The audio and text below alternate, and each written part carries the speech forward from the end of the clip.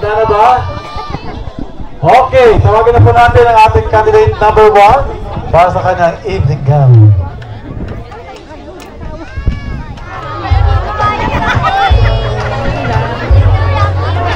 Okay, ito na tayo. Tingnan natin kung makakending pa kayo. Ang ating pinakahihintay ang question and answer portion.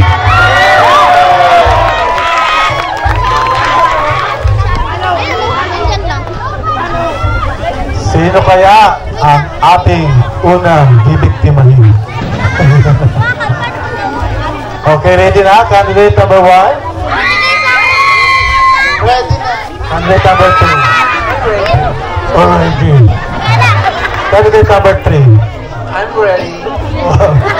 Ano mo asawa mo kung ready ka? Sis, ready ka na ba? Number 4? Ready na. Ready ano? Ready na tumalon. Number 5? Ready na po ba? Ready. Number 6? Yes, of course. Bukas kaya, ano kayo gagawin sa inyo ng mga taong taga-barangay? Candidate number 7? Pak na pa. Pak na pa! Tingnan natin na kailang masagot kung pak na pa. Muna natin candidate number 1. Punta sa una. Bunot ka ng isa.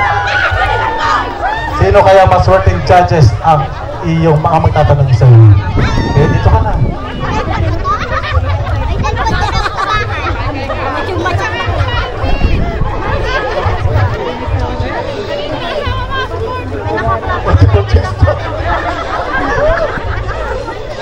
Judge number 3.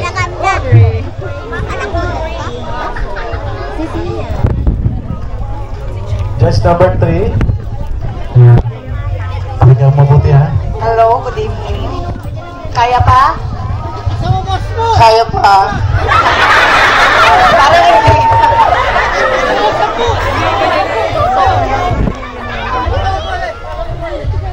Ito, napakasimple ng tanong natin, pero napaka-typical, kagaya sa mga pang-araw-araw natin na-experience. Madali lang to, no? Sumagot lang tayo ng galing sa puso. Kung may pinagdadaanan ka, idadaan mo ba sa tawanan o iyakan? At bakit? Thank you for the beautiful question. Kung may pinagdadaanan man ako, idadaan ko to sa tawanan. Dahil ayoko na makita ng mga tao na nahihirapan ako. Dahil binigyan ako ng pugong may kapal ng sariling paa para tayo sa mga problemang dumarating sa ating buhay. Ngunit, hindi natin kayang itago na ang mga mata natin ay kahit gaano tayo kasaya, may lungkot pa rin na makikita. And I thank you. Thank you. Candidate number 1. Candidate number 2. Ito na question mo. Bukas pa na isa. Handa pa na ba? Dora na G.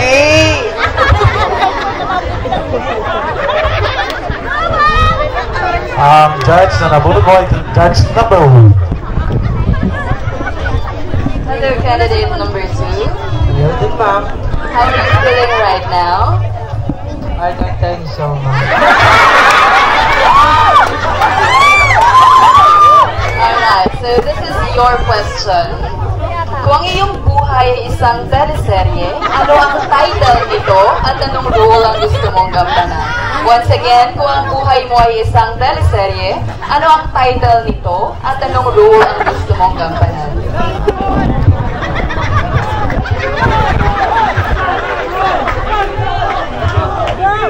Pangako. Pangako pamagat ng aking role. Kasi po, lahat ng tao ay pinangakuan na, gusto pa ito pa rin.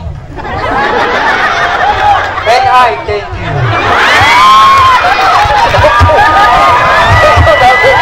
Okay po, contestant number 3. Tawagin na po natin judge number 3. Tol, Hello, contestant number 3. May follow ka bukas! May follow ka! Ito ang question ko. May masama bang umasa kahit alam mong wala ka ng pag-asa?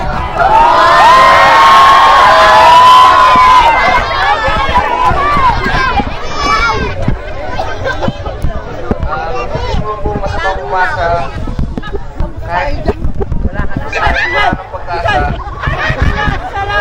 Habang buhay may pag-asa.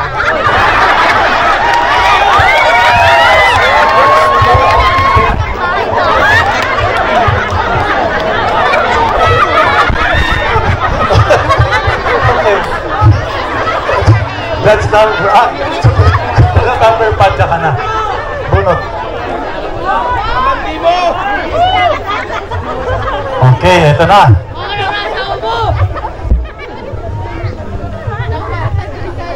Ang judge na kanina po, judge number 3.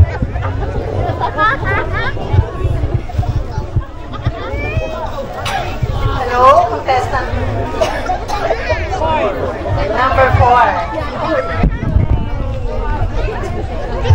Ito naman, number 4. Napakasimple lang din ang ating question. Kung ikaw ay magiging hayop, anong hayop ka at bakit? Salamat po sa magandang katanungan. Kung ako po ay magiging hayop, gusto ko po ay maging ibon. Sapagkat ang ibon po ay malayang lumilipad. Pero bakit ang ibon ay kinukulong? Paano po lalaya kung kinukulong?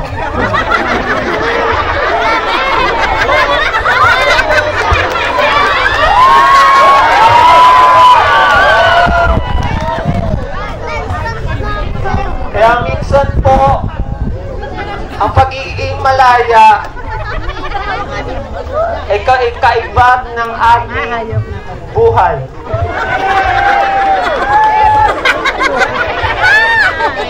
Ayun lang po, salamat. Thank you, candidate number 4. Next, candidate number 5. Please forward.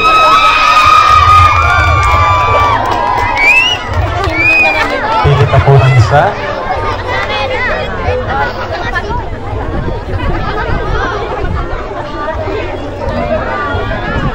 Judge number 1. Candidate number 5. So first of all, I would like to ask, ano ba ang inspiration ng iyong evening gown today? Hello, Shernan!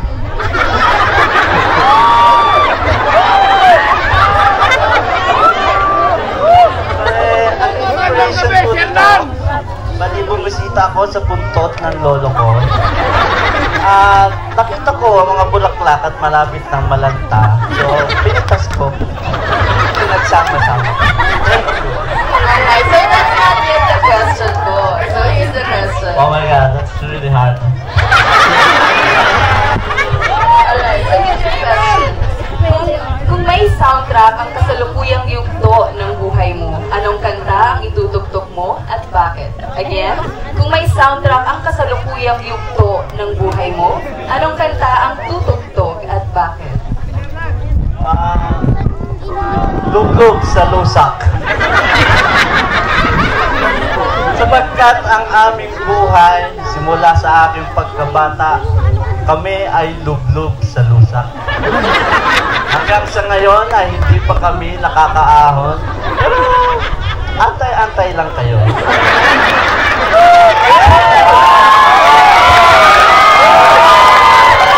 Kami ay papangon mula sa lusak at lahat kayo ay aking bibigyan ng bulaklak. Thank you, candidate number 5. Candidate number 6. Ang ating pong magtatanong, judge number 2. Pakibuksan mo po. Ang number 2 nga. Yan natin yun. Judge number 2. Hello po. Medyo babaliin natin yung tanong kasi medyo Okay, mahilig ka ba sa movie? Okay. Ito yung tanong. Sa movie na Walking Dead, ulitin ko. Sa movie na Walking Dead, bakit tumatakbo yung mga zombie? Okay. Thank you for that wonderful question. Okay, from the title itself, The Walking Dead. Walking Dead. So, ang mga zombie from that movie, as I can see, hinahabol nila ang mga tao.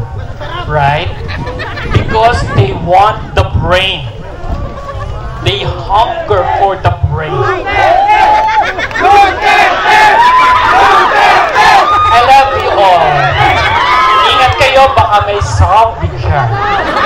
Now, tumatakbo sila because of, I think that's a virus that affects the immune or the brain of that infected human. And then, hinahabol nila yung mga hindi pa affected ng virus. No, infected. I love you all. And that's the sense or the essence of that song. I guess I answer your questions right, and I thank you. Last candidate, number 7.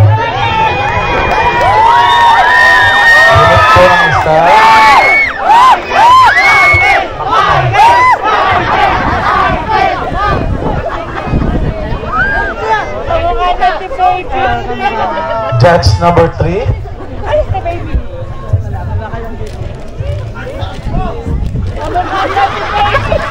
Hello, contestant number 7. Here is your question. Ano ang mas mahalaga? Maganda ka pero walang laman ng utak o matalino ka pero hindi ka kaaya-aya? Pwede mong pakiulit ng inyong tanong. Okay. Ito ang tanong natin. Ano ang mas mahalaga? Maganda ka pero walang laman ng utak o matalino ka pero hindi ka kaaya-aya? Maraming salamat po sa inyong magandang tanong. Para po sa akin, ang pipiliin ko po ay hindi ka aya-aya, kahit hindi ka aya-aya, pero may laman ng utak. Oh, I love you!